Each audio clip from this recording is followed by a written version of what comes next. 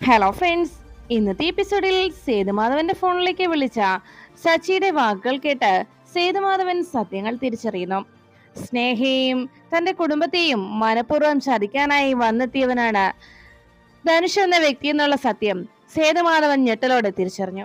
അതോടൊപ്പം സച്ചി സേതുമാധവന്റെ ഫോണിലേക്ക് അയച്ചു കൊടുത്ത വീഡിയോയും സേതുമാധവൻ കാണാനിടയായി. അതോടെ ധനുഷ് യഥാർത്ഥത്തിൽ ഒരു വലിയ ചതിയനാണെന്നുള്ള കാര്യവും സച്ചിയും അർച്ചനയും പറഞ്ഞതൊക്കെ സത്യങ്ങളായിരുന്നു എന്നുള്ളതിന്റെ വ്യക്തമായ തെളിവുമാണ് തന്റെ പക്കൽ എത്തിയിരിക്കുന്നതെന്ന് മനസ്സിലാക്കിയ സേതുമാധവൻ മണ്ഡപത്തിൽ സ്നേഹിയുടെ കഴുത്തിൽ താലി കെട്ടാനായിരിക്കുന്ന ധനുഷിനെ നോക്കി ഉറക്കെ വിളിച്ചു പറഞ്ഞു, ഈ വിവാഹം നടക്കില്ല.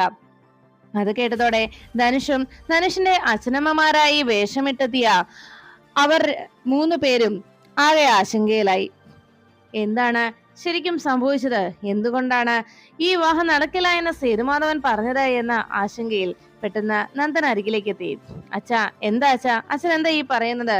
ഇപ്പോ ഈ അവസാന നിമിഷത്തിൽ വിവാഹം നടക്കില്ലെന്ന് പറയാൻ കാരണം എന്താണ് അച്ഛാ എന്ന് ധനുഷിന്റെയും മറ്റുള്ളവരുടെയും ഒക്കെ ആശങ്ക മനസ്സിലാക്കി നന്ദൻ അരികിലേക്ക് എത്തി സേതുമാധവനോട് ചോദിക്കുന്നു.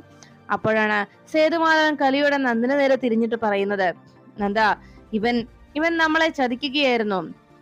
സച്ചി, അവൻ എന്താ സംഭവിച്ചതെന്ന് നിനക്കറിയാമോ എന്ന് ചോദിച്ചതും നന്ദൻ പറഞ്ഞു, അതച്ചാ, ഈ വിവാഹം മുടക്കാനായിട്ട് മനഃപൂർവ്വം അവൻ മാറി നിൽക്കുന്നതല്ലേ, അല്ലാതെ അവൻ എന്തെങ്കിലും സംഭവിച്ചതല്ല. ധനുഷ് എന്നോടത് പറഞ്ഞിരുന്നോ എന്ന് സേതുമാധവനോട് നന്ദൻ അറിയിക്കുമ്പോ സേതുമാധവൻ പറഞ്ഞു, അങ്ങനെയൊക്കെ നമ്മളെ ഇവൻ വിശ്വസിപ്പിക്കുകയായിരുന്നില്ലേ? അത് കേട്ടതും സ്നേഹ ചോദിച്ചു, അച്ഛൻ എന്തൊക്കെയാ പറയുന്നത്?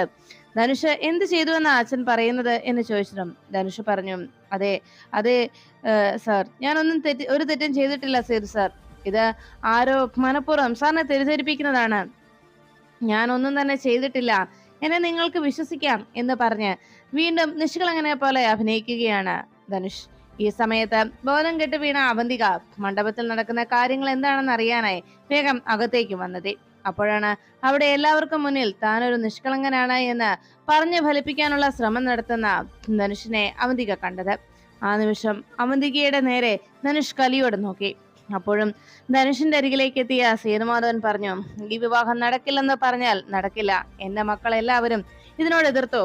എന്നാൽ നന്ദനും സ്നേഹയും ഈ വിവാഹം നടക്കണമെന്ന് ആഗ്രഹിച്ചതുകൊണ്ട് മാത്രമാണ് ഞാൻ ഇതിന് കൂട്ടുനിന്നത്. എന്റെ മറ്റു മക്കൾ പറഞ്ഞതുപോലെ ഇതിന്റെ പിന്നിലുള്ള യഥാർത്ഥ സത്യം എന്താണെന്ന് ഞാൻ തിരിച്ചറിയാനോ അതിനെക്കുറിച്ച് അന്വേഷിക്കാനോ ഒന്നും തയ്യാറായില്ല. എന്റെ മകളുടെ സന്തോഷം അതിലപ്പുറം ഒന്നും ഞാൻ ആഗ്രഹിച്ചില്ല. അതുകൊണ്ടാണ് ഇങ്ങനെയെല്ലാം ഉണ്ടായതെന്ന് പറയുമ്പോ ആ വാക്കുകൾ കേട്ട് അരികിലേക്ക് എത്തി സ്നേഹി ചോദിച്ചു, അച്ഛൻ എന്തൊക്കെയാ പറയുന്നത്? നമ്മളെ എല്ലാവരെയും വീണ്ടും മറ്റുള്ളവർ ചേർന്ന് തെറ്റിദ്ധരിപ്പിക്കുകയാണ് അച്ഛാ. ധനുഷിനെ കുറിച്ച് മോശമായി എന്തെല്ലാം കഥകളാണ് അവർ പ്രചരിപ്പിച്ചത്. എന്നിട്ടും അതിന്റെ സത്യാവസ്ഥ നമുക്ക് ബോധ്യമായതല്ലേ അച്ഛാ. ഇനിയും അച്ഛനെ അവർ തെറ്റിദ്ധരിപ്പിക്കുകയാണ്. ഇതിന്റെ പിന്നിൽ അവരുടെ കള്ളക്കളികൾ തന്നെയാണ് അച്ഛാ എന്ന് സ്നേഹ സേതുമാധവനോട് പറയുമ്പോ ധനുഷും അതിനെ അനുകൂലിച്ചുകൊണ്ട് പറഞ്ഞു, അതെ അങ്കിൾ, ഞാൻ ഒന്നും ചെയ്തിട്ടില്ല.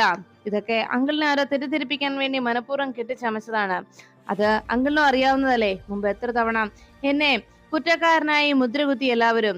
എന്നെ ഒരു കുറ്റവാളിയെ പോലെ പോലീസിനെ കൊണ്ട് പിടികുടുക്കിച്ചത് വരെയല്ലേ എന്നല്ല ധനുഷ് ചോദിക്കുമ്പോ അത് കേട്ട സേതുമാധവൻ പറഞ്ഞു, ശരി, അങ്ങനെയാണെങ്കിൽ ഇതെന്താണ് എന്ന് ചോദിച്ച് സേതുമാധവൻ തന്റെ മൊബൈൽ ഫോണിലുള്ള ശശിയെ തട്ടിക്കൊണ്ടു പോകാനായി കൊട്ടേഷൻ നൽകിയ ആ മിന്നൽ ബിജുവിന് പണം നൽകുന്ന ധനുഷിന്റെ ആ വീഡിയോ വേഗം സേതുമാധവൻ കാണിച്ചു. അത് കണ്ടതോടെ ശശിയെ തട്ടിക്കൊണ്ടു പോകുന്നതിനുള്ള കൊട്ടേഷൻ നൽകിയ ആ വ്യക്തി ധനുഷാണെന്നുള്ള സത്യം അവിടെ ഉണ്ടായിരുന്ന മണ്ഡപത്തിലെത്തിയ മറ്റെല്ലാവരും അറിയാനിടയാകുന്നു. അതോടെ ധനുഷ് തന്റെ കളികളെല്ലാം അവസാനിച്ചു എന്ന് തിരിച്ചറിഞ്ഞു. ഇനിയും താൻ എന്ത് പറഞ്ഞ് അവിടെ നിലനിൽക്കും എന്ന ആശങ്കയിൽ അവന്തികയെ നോക്കുമ്പോ അവന്തിക വളരെ ദയനീയമായി ധനുഷിനെ നോക്കി. തനിക്കൊന്നും ചെയ്യാനാകില്ല എന്ന രീതിയിൽ അവന്തികയും തലകുനിച്ചങ്ങനെ നിൽക്കുമ്പോ ധനുഷ് ഒന്നും മിണ്ടാനാകാതെ അങ്ങനെ നിന്നു. അപ്പോഴാണ് തന്റെ സച്ചിയെ മനഃപൂർവ്വം ഇവിടെ നിന്ന് കൊണ്ടുപോയതാണെന്ന് തിരിച്ചറിഞ്ഞ സേതുമാധവൻ ഉടൻ തന്നെ ധനുഷിന്റെ കരണം പുകച്ചു. ധനുഷ് നിഷ്കളങ്കനായി അഭിനയിച്ചതും കമ്പനിയിൽ കടന്നുകൂടി പല കൃത്രിമങ്ങൾ കാട്ടിക്കൂട്ടിയതുമായിട്ടുള്ള എല്ലാ കാര്യങ്ങളും സേതുമാധവൻ മനസ്സിലാക്കിക്കൊണ്ട് ധനുഷിന്റെ കരണത്തടിച്ചതും ധനുഷ് ആകെ ഞെട്ടലോടെ നിന്നു. അപ്പോഴാണ് അർച്ചനയും ശശിയും അവിടേക്ക് എത്തിയത്. പോലീസുകാരും അവിടേക്ക് വന്നെത്തി. അർച്ചനയും ശശിയും കണ്ടതോടെ സേതുമാധവൻ തന്റെ മകനെ കണ്ട സന്തോഷത്തിൽ മോനെ ശശി എന്ന് പറഞ്ഞ് സച്ചിയെ കെട്ടിപ്പിടിച്ചു. അപ്പോഴേക്കും സച്ചി അച്ഛാ എന്ന് വിളിച്ചുകൊണ്ട് വേഗം സേതുമാധവന്റെ അരികിലേക്ക് എത്തി. ആ നിമിഷം സേതുമാധവൻ പറഞ്ഞു, മോനെ, നീ എന്നോട് ക്ഷമിക്കടാ. നീയും അച്ഛനമോളും പലപ്പോഴായി പറഞ്ഞതാണ് ഈ ബന്ധം ശരിയല്ല എന്ന്. അതുപോലെ തന്നെ അനഘയും പല ആവർത്തി പറഞ്ഞു. എന്നാൽ നിങ്ങളുടെ ആരുടെയും വാക്കുകൾ ഞാൻ വിശ്വസിക്കാൻ തയ്യാറായില്ല. നിങ്ങളുടെ ആരുടെയും വാക്കുകൾ ഞാൻ മുഖവിലക്കെടുത്തുമില്ല. എന്നാൽ യഥാർത്ഥ സത്യം എന്താണെന്ന് ഇപ്പോഴാണ് മോനെ എനിക്ക് തിരിച്ചറിയാൻ കഴിഞ്ഞത്. എല്ലാവരെയും മനഃപൂർവ്വം ഇവൻ വഞ്ചിക്കുകയായിരുന്നു എന്നുള്ള സത്യം തിരിച്ചറിയാൻ വളരെ വൈകിപ്പോയി. അച്ഛനോട് മോൻ ക്ഷമിക്കടാ എന്ന് പറഞ്ഞ് സേതുമാധവൻ സച്ചിയോട് ക്ഷമ ചോദിച്ചു. അപ്പോഴേക്കും സേതുമാധവന്റെ ആ ക്ഷമയാചന കണ്ട് സച്ചി പറഞ്ഞു, അച്ഛൻ വിഷമിക്കാതെ. എന്തായാലും ആപത്തൊന്നും പ്രത്യേകിച്ച് സംഭവിച്ചില്ലല്ലോ. അർച്ചന പലപ്പോഴായി പറഞ്ഞതാണ് ഇവനെ കുറിച്ച്, ഈ ധനുഷിനെ കുറിച്ചുള്ള കാര്യങ്ങൾ. അന്നൊന്നും ആരും അത് വിശ്വസിക്കാൻ തയ്യാറായില്ല. ഞാനും അർച്ചനയോടൊപ്പം ചേർന്ന് ഇതിന്റെ സത്യാവസ്ഥ മനസ്സിലാക്കിയത് തന്നെയായിരുന്നു. അതാണ് അച്ഛനോടും സ്നേഹയോടും ഒക്കെ പല ആവർത്തി പറഞ്ഞത്. പക്ഷെ എല്ലാവരും അറിഞ്ഞുകൊണ്ട് സ്നേഹയുടെ ജീവിതം നരകപൂർണമായി തീർക്കാനാണ് നിങ്ങളെല്ലാം ശ്രമിച്ചത്. ഈ വിവാഹത്തിന് ശേഷം അവളുടെ ജീവിതത്തിൽ വന്നെത്താൻ പോകുന്ന തിരിച്ചടികളും തകർച്ചയുമായിരുന്നു അന്ന് എന്റെയും അർച്ചനയുടെ മനസ്സിൽ ആശങ്ക.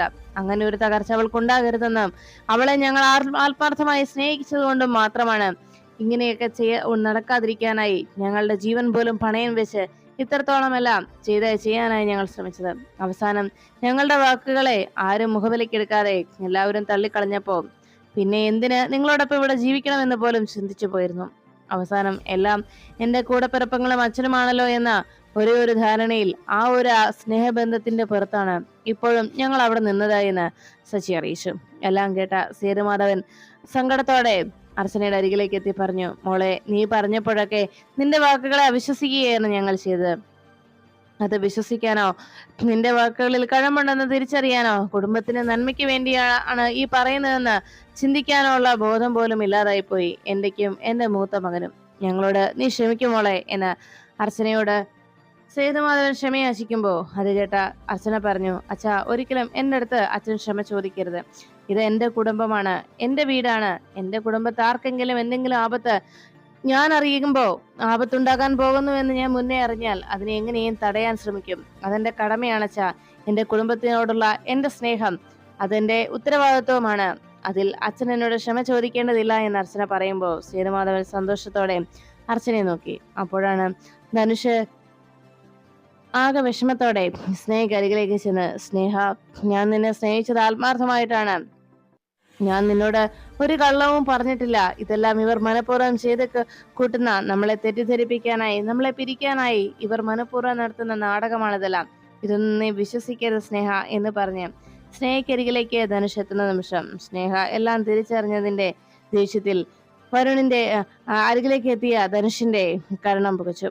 ധനുഷ് ഒട്ടും പ്രതീക്ഷിക്കാതെ തന്റെ കർണത്തിന് സ്നേഹയുടെ കൈവിരലുകൾ പതിഞ്ഞുവെന്ന് മനസ്സിലാക്കിയ ധനുഷ് ഞെട്ടലോട് അങ്ങനെ നിൽക്കുമ്പോൾ സ്നേഹ പറഞ്ഞു, എന്റെ ഏട്ടന്മാരെ വേദനിപ്പിച്ചപ്പോൾ മുതൽ എന്റെ മനസ്സിൽ വല്ലാത്ത സങ്കടമുണ്ടായിരുന്നു. എന്നാൽ അവരുടെ വാക്കുകൾ വിശ്വസിക്കാൻ കൂട്ടാക്കാതിരുന്നതാണ് ഞാൻ ചെയ്ത തെറ്റ്.